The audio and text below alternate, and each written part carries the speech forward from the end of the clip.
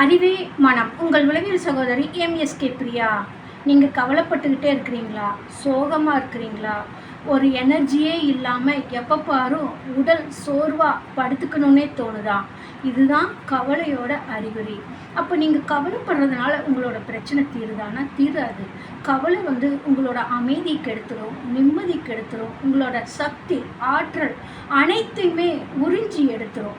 அப்போ இதுக்கு என்னதான் செய்யறது அப்படின்னா, நீங்கள் உங்களோட கவலையானது பார்த்திங்கன்னா உங்களுக்குள்ள எதிர்மறை எண்ணங்களை அதிகமாக உருவாக்கிட்டு ஒரு பயத்தையும் பதட்டத்தையும் நிலையற்ற வாழ்க்கையையும் உருவாக்கிட்டே இருக்கும். அப்போ எதுலேயுமே ஒரு ஆர்வம் இல்லாமல் உடல் சோர்வாக இருக்கும்.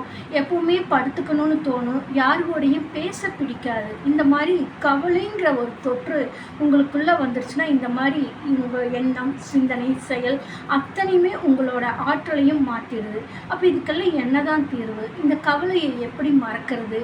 என்னன்னே தெரியல, நான் எதை பற்றியுமே யோசிக்கல, ஆனால் எனக்குள்ள ஒரு கவலை வந்துக்கிட்டே இருக்குது அப்படின்னு நீங்கள் புலம்பிகிட்டு இருக்கீங்களா? உங்களுக்கெல்லாம் தீர்வு தான் இந்த உளவியல் வழிகாட்டுதல்.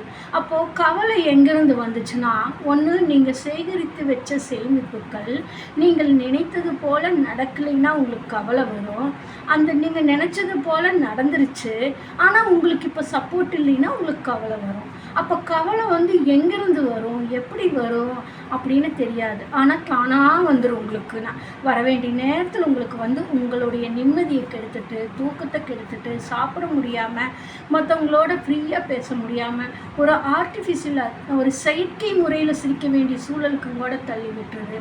அப்போ இந்த மாதிரி நீங்கள்லாம் வேதனைப்படுறீங்கிறக்காக தான் வாழ்க்கைக்காக முதல் கிளினிக் ஆரம்பித்து ஒரு தனி மனிதனின் வளர்ச்சிக்கு தேவையான உளவியல் பகுப்பாய்வு மற்றும் எம்எஸ்கே மென்டார்ஷிப் ப்ரோக்ராம் கொடுத்துட்டு வரோம். அப்போ இந்த கவலையை எப்படியெல்லாம் குறைக்க முடியும்னா, உங்களுக்கு மென்டார்ஷிப்பு தேவைப்படும். எப்படி இப்போ சளி காய்ச்சல் வந்தால் நீங்கள் டாக்டர்கிட்ட போய் மருந்து, அதாவது உண்டு எடுத்து ஆன்டிபயோட்டிக் எடுத்து அதுக்கான தீர்வு, வைரஸ் பிரச்சனைக்கான தீர்வு எடுத்துக்கிறீங்களோ, உங்களுக்கு அந்த வைரஸ் பிரச்சனைக்கான தீர்வு சளி காய்ச்சல் நல்லாகுது. அதே மாதிரி உங்கள் மனசுக்குள்ள அறிவின் பதிவில் தேவையற்ற வைரஸ் கிருமிகள் போய் உங்களை ஆக்டிவேட் பண்ணிகிட்ருக்கோம். அந்த தேவையற்ற எண்ணம், சிந்தனை, செயல் தான் உங்களை நடைப்பிணமாக மாற்றிட்டு இருக்குது. அப்போ நாங்கள் அந்த எண்ணம், சிந்தனை, செயல் நீங்கள் என்ன நினச்சிங்களோ அதுக்கு எதிர்மாறாக செயல்பட்டுக்கிட்டு இருக்கோம். அப்போ நீங்கள் ஒவ்வொரு வார்த்தைகளுக்கும், ஒவ்வொரு எண்ணங்களுக்கும், ஒவ்வொரு செயல்களுக்கும் ஒவ்வொரு வரமுறையை வச்சுக்கிட்டு அதுக்கான வழிகளை தேடிக்கிட்டு இதுதான் அர்த்தம்னு நீங்களே ஃபிக்ஸ் பண்ணி வச்சுருப்பீங்க. அப்போ நீங்கள் நினச்சது உங்களுக்கு சரி, ஆனால் இந்த ரியாலிட்டியில் பார்த்தோம்னா அதுக்கு சம்மந்தமே இல்லாமல் இருக்கும். நீங்கள் எப்போவோ எதுக்காகவோ ஒன்று சிந்திச்சு சரி பண்ணி வச்சுருப்பீங்க.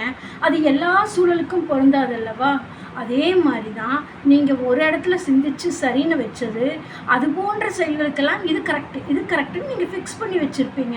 அதுதான் உங்களை ஆக்டிவேட் பண்ணுது, உங்களுக்கு பிரச்சனையை உண்டாக்குது.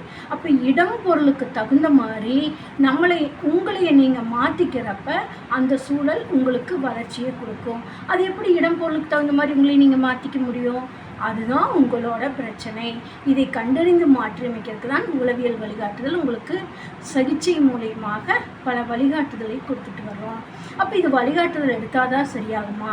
கவலை தானா தீராதானா? அப்போ நீங்கள் இது வரைக்கும் சேகரித்த தகவல்கள் எதை எப்படி ஆக்டிவேட் பண்ணிகிட்டு இருக்குதோ அதன் அடிப்படையில் தான் வளர்ச்சிங்கிறது இருக்கும். அப்போ வளர்ச்சிங்கிறது வேணுங்கிறப்ப அதற்கான செயல்முறைகளை மாற்றப்போ தான் வரும். இப்போ நீங்கள் ஆரம்ப காலகட்டத்தில் டிவி இல்லை, ஃபோன் இல்லை, ஆனால் எல்லாருமே உடல் அசைவுகளோட ஆக்டிவாக இருந்தாங்க. இப்போ வைரஸ் சார்ந்த கிருமிகள் குறைவாக இருந்தது.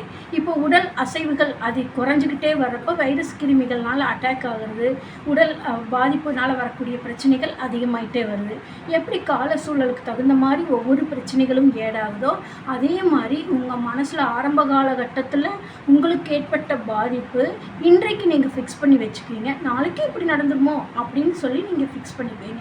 இதுதான் உங்களுக்கு பிரச்சனையை கொடுக்கும். அப்போ இதிலிருந்து விடுபடுறதுக்கு தான் நீங்கள் இயல்பான வாழ்க்கை வாழ்கிறக்கும், மன நிறைவோடு இருக்கிறக்கும், மகிழ்ச்சியாக இருக்கிறக்கும், இந்த சமூகத்தோட, குடும்பத்தோட இணைந்து செயல்படுவதற்கான உளவியல் வழிகாட்டுதல் தான் எங்களுடைய எம்எஸ்கே லைஃப் கிளினிக் ஃபவுண்டேஷனில் ஒரு தனி மனிதனின் வளர்ச்சிக்கு தேவையான கல்வி, பொருளாதாரம், உளவியல் ஆரோக்கியம், சமூக அந்தஸ்து இவற்றில் வெற்றியடைவதற்கும் வளர்ச்சி அடைவதற்கும் எம்எஸ்கே மென்டார்ஷிப் ப்ரோக்ராம் கொடுத்து கொண்டு வருகின்றோம்.